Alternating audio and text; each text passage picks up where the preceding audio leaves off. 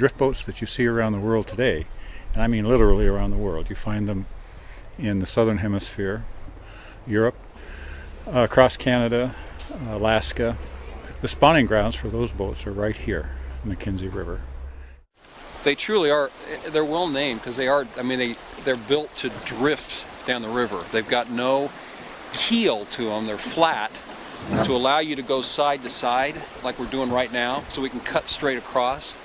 If you had like a boat that's built for the ocean or for a lake, it's got a keel to keep it on direction, on plane. But here that would hurt you because you really need the flexibility to move on top of these waves and avoid trouble. I'm kind of a throwback kind of a guy. I like the tradition. I like the old boats.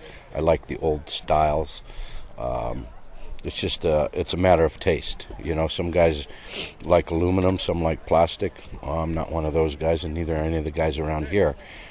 They're in love with the old wooden McKenzie riverboat, and long may it live. It's a beautiful thing, and it's a tribute to your area here. And you know, that's why I drove 750 miles from Wyoming with my whole staff. We drove 7 boats this way, and we're dragging 9 the other direction. We picked up 2 more restores, so they'll be back next year floating in the parade.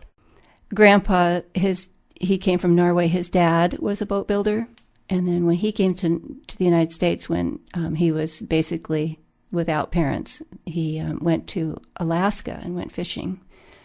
And I think my dad said that's where he got the idea for the rope seat, because I think Dad said that the Indians were using that, or somebody in Alaska was using the rope seat, and that's what kept them dry when they were out in the cold.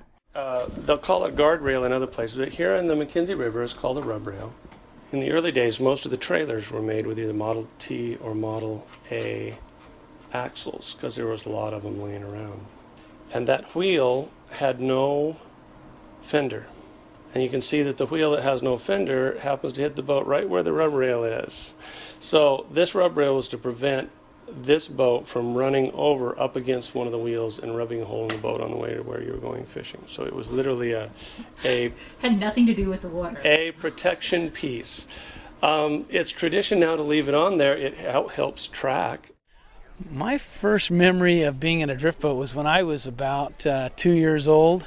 2 or 3 years old, and I remember going with my dad, and I remember being riding through Martin Rapids underneath the bow of the boat, when I was just a little tiny guy.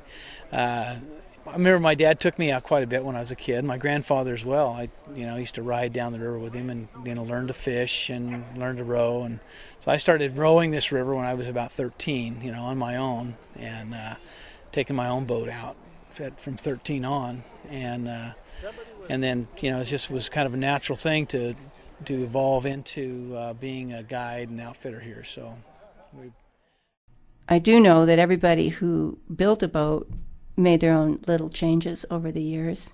So you change a few things and then it's a different design.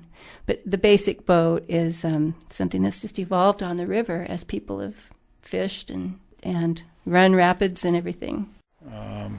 The nice thing about a drift boat is it requires no motor, it's quiet, and to learn how to navigate a drift boat on the river is really learning how to go with the flow. And what I have learned over the years is that there are some very striking parallels between running a river and running this thing we call life.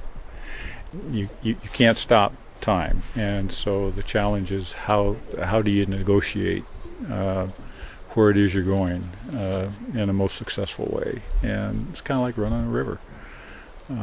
You get on the river, there isn't anything you're going to do that you're going down river.